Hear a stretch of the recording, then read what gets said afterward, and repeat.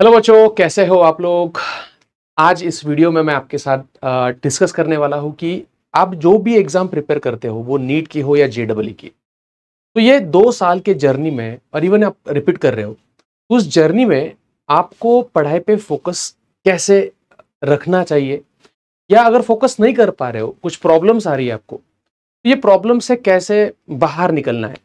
तो इसके मेरे एक्सपीरियंस से जो भी मैंने सीखा है, पिछले 15 साल से मैं फिजिक्स पढ़ा रहा हूँ, बहुत सारे बच्चों को इससे बाहर निकालने में मैंने मदद की है।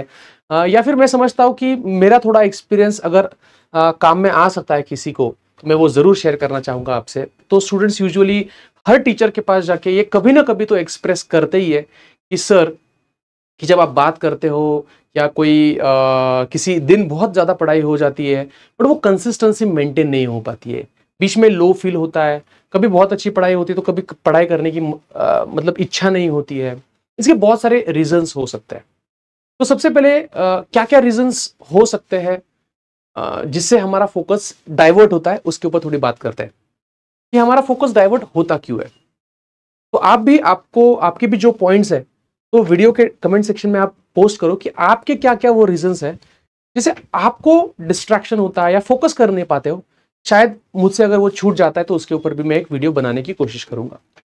तो जो कुछ कॉमन रीजंस है, एक रीजन है, वो तो है अपना सोशल मीडिया या फ्रेंड्स, कि सर मैं बहुत कोशिश करता हूं दूर रहने की, बट क्या करूं, वो कैसे पकड़ जाता है, हाथ में फोन ले लेता हूं और कैसे उसमें मेरा टाइम ये हो जाता है, वो समझ में नहीं आता और मैं उसको छोड़ नहीं पा रहा हूं।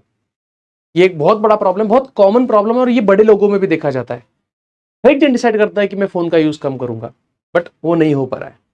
दूसरा डिस्ट्रैक्शन है कि पढ़ाई करने को बैठता है, बट एक सेल्फ कॉन्फिडेंस नहीं आता है कि मुझसे ये होगा, और बहुत लो फील होता है, और फिर हम फोकस नहीं कर पाते और कंटिन्यूअसली माइंड में घूमते रहता है कि ये नहीं आने वाला है, मुझे नहीं आता, मेरा बैकलॉग है, या फिर मैं कर पाऊंगा नहीं कर पाऊंगा। तो ये भी एक कंटिन्यूअस माइंड में आने वाला थॉट है जिससे हम फोकस नहीं कर पाते। देखो ना, फोकस करना मतलब क्या, जब मैं बोलते ना फोकस करते हैं, तो फोकस करना मतलब क्या, कि जो आप कर रहे हो उसको 100% अटेंशन से, 100% इंटरेस्ट के साथ आप वो चीज कर रहे हो, और वो चीज होने के बाद जो सेटिस्फैक्शन मिलता है, 3 घंटा पढ़ाई कर लिया या 2 घंटा पढ़ाई कर लिया, जब हम ऊपर ऊपर पढ़ाई करते हैं तो वो फील नहीं आता है।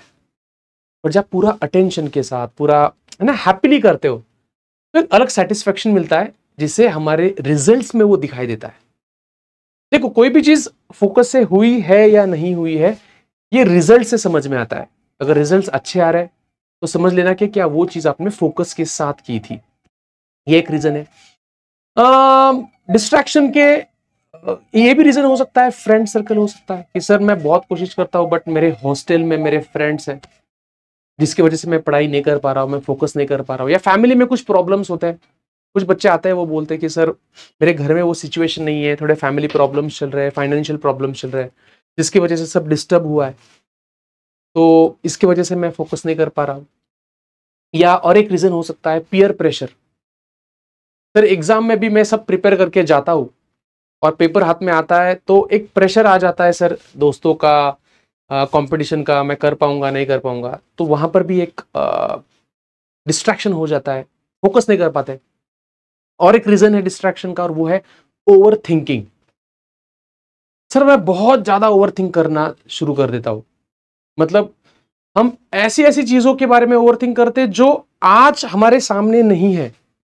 जैसे फेलियर, एग्जाम 1 साल के बाद है, बट उसका डर, फेल होने का डर, जो फेल अभी तक हुए भी नहीं है उसका डर अभी से है, तो उसके बारे में ओवर थिंकिंग करना शुरू कर दिया। या फिर इवन पॉजिटिवली भी, कि मैं कल 2 बच्चों से बात कर रहा था, मैंने उनसे बोला क्या परसों नीट की एग्जाम है, तो क्या मतलब क्या फील हो रहा है अभी। बोले कुछ नहीं सर, मतलब ऐसे बात करते करते निकला कि फिर नीट के बाद फिर हम घूमने को जाएंगे और थोड़ा ट्रेकिंग करेंगे, वाटर पार्क में जाएंगे। तो एक जन बोला कि सर वो अभी से प्लानिंग शुरू हो गई। तो ये ओवर थिंकिंग का ही एक टाइप है। कि एग्जाम अभी 3 दिन में है, फिर 3 दिन के बाद आपको बाहर जाना है, बट उसकी प्लानिंग अभी से शुरू हो गई, तो it is a type of over thinking only, right. और क्या डिस्ट्रैक्शंस हो सकते हैं आपके? तो अगर मैंने कुछ स्किप कर दिया है तो आप कमेंट सेक्शन में डाल सकते हो। तो ये सब रीजंस है जिससे हम हमारे पढ़ाई पे फोकस नहीं कर पा रहे। ओके, अब हम ये देखते हैं कि ये प्रॉब्लम्स को कैसे सॉल्व कर सकते हैं एक एक करके, कि कैसे हम हमारा फोकस ला सकते हैं पढ़ाई के ऊपर। और फिर आखिरी पार्ट में हम देखेंगे कि अगर हम इसको स्टेप बाय स्टेप इंप्रूव करते हैं तो इसके आउटपुट्स कैसे होने वाले हैं। What is going to change when I start focusing on the things which are important. Okay, तो कैसे एक एक करके हम हमारा फोकस ला सकते हैं। तो एक तो तरीका है जो मैं यूज करता हूं कि अगर आपके पास एक गोल है जो कि नियर फ्यूचर में नहीं है, बहुत दूर, जैसे नीट की एग्जाम है 2 साल के बाद है या 1 साल के बाद है, तो आप स्टूडेंट हो या कोई और इंसान हो, उस चीज पे नेचुरली, कंटिन्यूअसली, कंसिस्टेंटली वो फोकस नहीं कर पाता है अगर जिस चीज के लिए वो प्रिपेयर कर रहा है, जिसके रिजल्ट्स उसे मिलने वाले, वो बहुत दूर है। क्योंकि इंसानों को ना इंस्टेंट की आदत लग गई है। जैसे लॉन्ग वीडियोस देखने का अभी टाइम थोड़ा कम हो रहा है, लोग शिफ्ट हो रहे शॉर्ट्स पे, रील्स पे। क्यों? क्योंकि इंस्टेंट एक्सपेक्टेशन है हमारी, जैसे 21 दिन में पैसे डबल, है ना। तो हमें ना ऐसे गोल्स अभी सेट करने हैं जो जिसके रिजल्ट्स हमें तुरंत दिखना शुरू हो जाए। जैसे फॉर एग्जांपल आपने 1 हफ्ते का गोल डिसाइड किया, इस 1 हफ्ते में I am going to complete this portion of my syllabus, या फिर मेरे अभी मार्क्स है लेटेस्ट से 70% और इसको मैं 1 हफ्ते में 75% पे लेके जाना चाहता हूं, ये मेरा गोल है। तो छोटा गोल हो गया। तो छोटे गोल से क्या होता है, एक एक्शन प्लान भी छोटा होता है, मतलब बहुत बड़े स्ट्रैटेजीज, बहुत बड़ी बड़ी स्ट्रैटेजीज लगाने की जरूरत नहीं पड़ती है ना। तो वो छोटे छोटे गोल्स अगर आप बनाते हो तो मुझे लगता है कि उस छोटे से गोल पे फोकस करना आसान होता है। रीजन कि हमारे ब्रेन को, हमारे माइंड को ऐसा लगता है वो छोटा सा गोल है, मैं इजीली कंप्लीट कर दूंगा। एक कहावत है, how you will eat an elephant, एक बड़े हाथी को कैसे खाओगे, तो उसका आंसर है बाय पीस। मतलब एक स्टेप एट ए टाइम अगर आप करते हो तो आप आपके बड़े गोल को आसानी से क्रैक कर सकते हो। और यूजुअली ये भी एक डिस्ट्रैक्शन है कि एग्जाम इतनी दूर होती है कि उसके बीच में हमारे इतने थॉट्स, फ्लक्चुएशंस, इतने सारे ट्रांजिशंस आ जाते हैं कि हम डिस्ट्रैक्ट हो जाते हैं। बट अगर उसी चीज को आप, इसीलिए तो वीकली एग्जाम्स का इंपॉर्टेंस है, क्योंकि हमें तुरंत उसके रिजल्ट्स देखने को मिल जाते हैं। तो ये एक तरीका हो गया कि छोटे छोटे गोल्स बनाओ। दूसरा, अगर आपका गोल 1% से भी अचीव हो जाता है, अगर आपको 70% है और आपका टारगेट 75 है, बट आप उतना नहीं 71 कर लेते हो, खुद को ट्रीट दो, खुद को अप्रिशिएट करो कि एटलीस्ट 70 से आपने 71 तक अचीव किया। तो छोटी छोटी गोल्स पे जो अचीवमेंट होंगे तो उसको छोटा छोटा सेलिब्रेशन करो आप, जिससे आप ना हमेशा फोकस्ड रहोगे। क्योंकि एक गोल जब क्लियर होता है तो ऑटोमेटिकली हमें और एक छोटा गोल रखने की इच्छा हो जाती है कि मैं कर सकता हूं अभी। जैसे मैं यूजुअली जब एक्सरसाइज करता हूं, जिम करता हूं, तो मान लो एक दिन बाइसेप्स कर रहा हूं और थोड़ा अच्छा फील होता है, तो फिर मैं टारगेट सेट कर लेता हूं, अब ना कल मैं ये करूंगा, परसों मैं ये करूंगा, 1 हफ्ते में मेरा वेट 75 से 73 तक कर लूंगा, 2 किलो मुझे कम करना है। तो छोटी छोटी गोल से ना हम फोकस्ड रहते हैं। तो ये एक तरीका होगा फोकस लाने का। दूसरा तरीका, सोशल मीडिया से कैसे, अगर देखो सोशल मीडिया ऐसी चीज है ना कि बहुत टाइम इसमें कैसे चले जाता है ये हमें समझ में नहीं आता। और वो it is a type of, मतलब अ वेरी डीप एडिक्शन। तो इसको अगर आप, मैं पेरेंट्स को बोलता हूं, यूजुअली पेरेंट्स बोलते हैं सर बच्चा ना बहुत ही ज्यादा मोबाइल यूज करता है, तो यूजुअली पेरेंट्स का एक्सपेक्टेशन ऐसा होता है कि मैं उसको बोलूं कि बेटा मोबाइल रख दे अभी, और मैं ऐसा कभी नहीं बोलता हूं। मैं उसको बोलता हूं कोई बात नहीं, उसका मैं डिजिटल वेलबींग चेक कर लेता हूं। अच्छा ठीक है, 5 घंटे यूज कर रहा है फोन, 5 घंटे, हाँ, एवरेज आजकल बच्चा 5 घंटे मोबाइल फोन यूज करता है। आप कितना करते हो कमेंट सेक्शन में पोस्ट करना। तो मैं उसको बोलता हूं बेटा एक कोई बात नहीं, तू मुझे बोल ये तू 5 ऐप यूज कर रहा है, उसमें से ऐसा कौन सा ऐप है जो तू अभी से बंद कर सकता है, या क्या कल तू 4 घंटे पे उसको ला सकता है। वो इजीली एग्री हो जाता है, हाँ सर, ओके कोई प्रॉब्लम नहीं। तो सोचो अगर आप इसी तरीके से देखो, सबसे पहले तो डिजायर, कि क्या आपको डिजायर है आपका डिस्ट्रैक्शन कम करने में, क्या आप डिजायर करते हो, क्या आपकी इच्छा है कि मुझे मेरा सोशल मीडिया एडिक्शन कम करना है। देखो अगर डिजायर नहीं होगा, अगर इच्छा ही नहीं होगी, तो फिर कोई भी आके कुछ भी समझाए, आप उसमें सक्सेसफुल नहीं होने वाले हो। और अगर दिल से लग रहा है कि यार वो छोड़ना है, मैं छूट नहीं पा रहा है, जैसे अगर किसी को सिगरेट छोड़नी है, अगर उसकी इच्छा है कि मुझे छोड़नी है और मुझे मदद चाहिए, तो मदद मिलेगी। और अगर उसको लगता है मेरे को नहीं करने का, फिर कोई भी कुछ भी उसको भाषण दे दे, सक्सेसफुल नहीं होगा। ठीक है, तो सबसे पहले आपको डिसाइड अगर होगा, डिसाइड हो जाए, अगर डिसाइडेड हो है आपका मुझे ये कम करना है, तो start by reducing that time by half an hour, by 1 hour, slowly slowly. और एक दिन ऐसा कुछ तो कर लो कि घर से निकल रहे और फोन घर पे भूल गया, छोड़ दो घर पे फोन, देखो क्या होता है। मैं गारंटी से बोलता हूं, आप जब घर से बाहर निकलोगे ना, तो आपका हर एक काम इतना अच्छे से होगा, आप प्रेजेंट में इन्वॉल्व रहोगे, आप जो भी करोगे 100% अटेंशन के साथ करोगे। फिर इसे आदत डालनी पड़ेगी। तो डिजिटल या सोशल मीडिया से जो डिस्ट्रैक्शन होता है वो एक दिन में कम होने वाला नहीं है, इसे टाइम देना पड़ेगा। स्टेप बाय स्टेप आपको ये चीजें आपके लाइफ में चेंज करनी पड़ेगी। और एक टाइप का डिस्ट्रैक्शन होता है ओवर थिंकिंग का, है ना। ओवर थिंकिंग करना स्टार्ट करते हैं, और 11th-12th और उसके बाद 1-2 साल, ये तो बहुत ही कॉमन प्रॉब्लम है। बड़े बड़े सपने, ख्याली पुलाव बनाना, है ना। तो ये एक कॉमन प्रॉब्लम है और ये सब में देखा जाता है। बस मैं चाहता हूं कि इसमें कुछ ऐसे नोटिफिकेशंस, कुछ ऐसे रिमाइंडर्स आपको आने चाहिए हर आधे घंटे में, हर 1 घंटे में, जो आपको याद दिलाए that you are overthinking, या चेक करे कि क्या तो ओवर थिंक तो नहीं कर रहा है।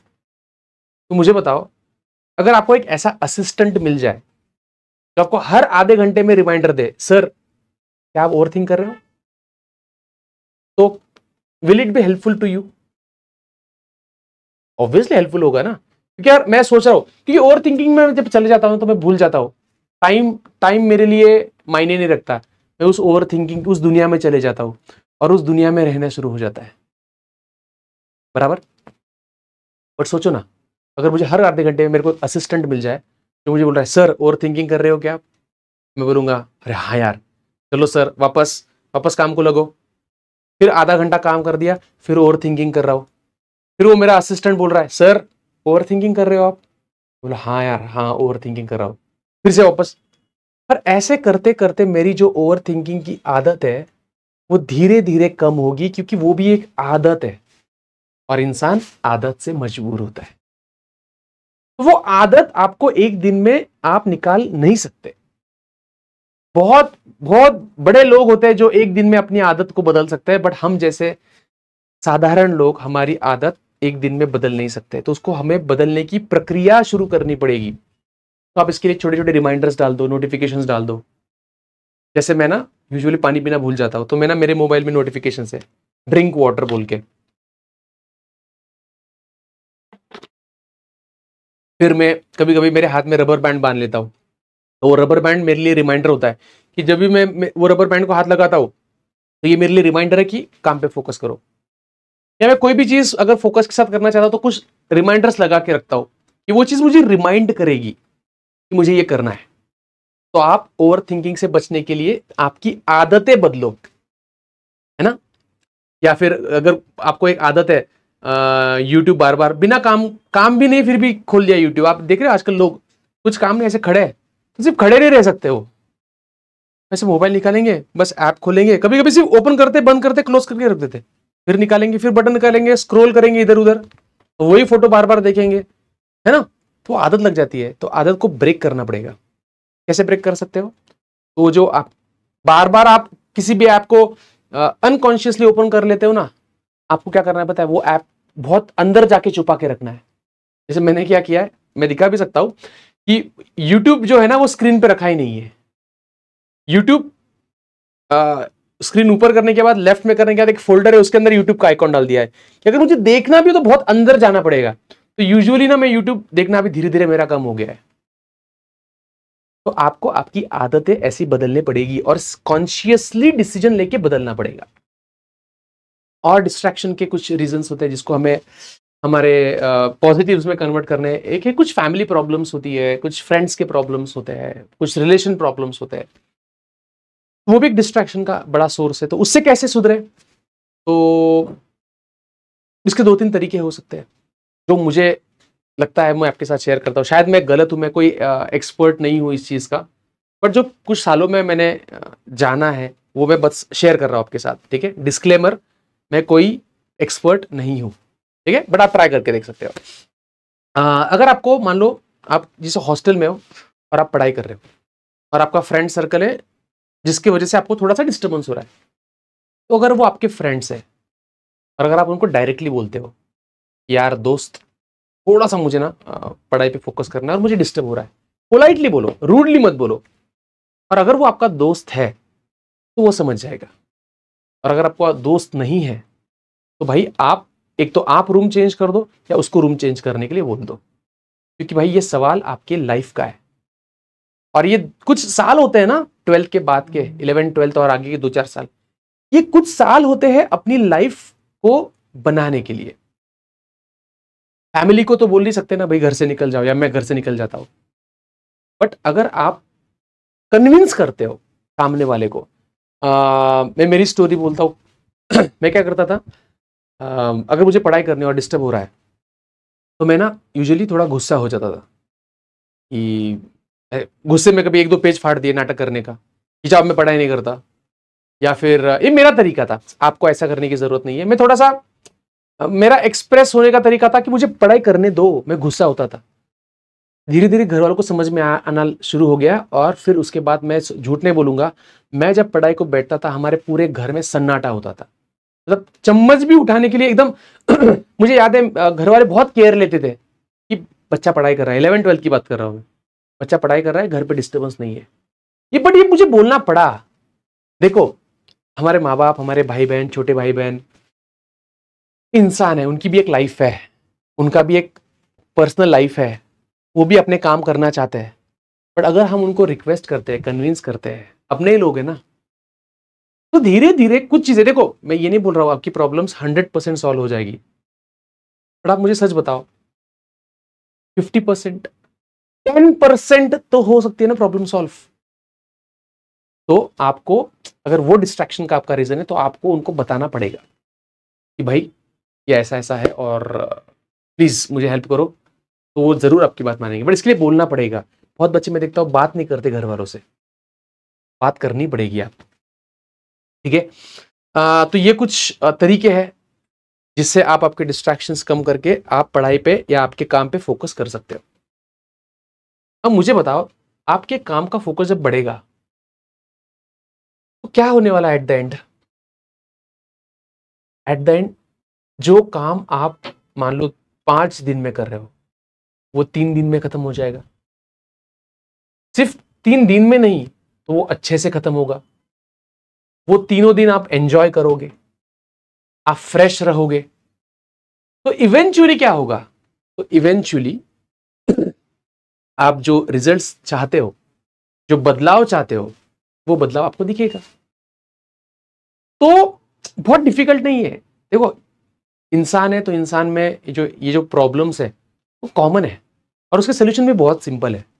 मैंने ये सीखा है कि इंसान के जो प्रॉब्लम्स है ना वो उतने बड़े नहीं है जितने इंसानों को लगते हैं। तो कुछ भी रहने दो, कुछ भी रहने दो, फाइनेंशियल, पर्सनल, रिलेशनशिप वाले, माँ बाप वाले, या कुछ भी हेल्थ वाले, बहुत बड़े प्रॉब्लम्स नहीं होते जितना हम उनको सोचते। तो अगर आप स्टेप बाय स्टेप आपके प्रॉब्लम्स पे फोकस करते हो और फोकस इस पे करते हो कि मैं कैसे सॉल्व करूं, कैसे सोल्यूशन पे फोकस कर सकते हो आप, कैसे उस पे एक्शन ले सकते हो, ये डिसाइड करेगा कि आपके वो प्रॉब्लम्स कितने जल्दी सॉल्व होने वाले और कितना जल्दी आप आपके पढ़ाई पे, काम पे फोकस करने वाले। तो आई होप कि इस वीडियो के माध्यम से आपको थोड़ा फार आपका सोल्यूशन मिल गया होगा। तो कुछ भी हो इसके रिगार्डिंग और कुछ आपको बताना है तो आप ज़रूर कमेंट सेक्शन में लिख सकते हो, आपकी प्रॉब्लम्स बता सकते हो, कोशिश करेंगे हम उसको सॉल्व करने की हमारे तरफ से। ठीक है, तो साकार पीसीएमबी और फिजिक्स फोरम के चैनल पे आपने इस वीडियो को देखा, लाइक करो, सब्सक्राइब करो और वीडियो को ज़रूर आपके उस दोस्त के साथ शेयर करो जिसको इसकी बहुत ज़्यादा ज़रूरत है। ठीक है, चलो, all the best and see you soon.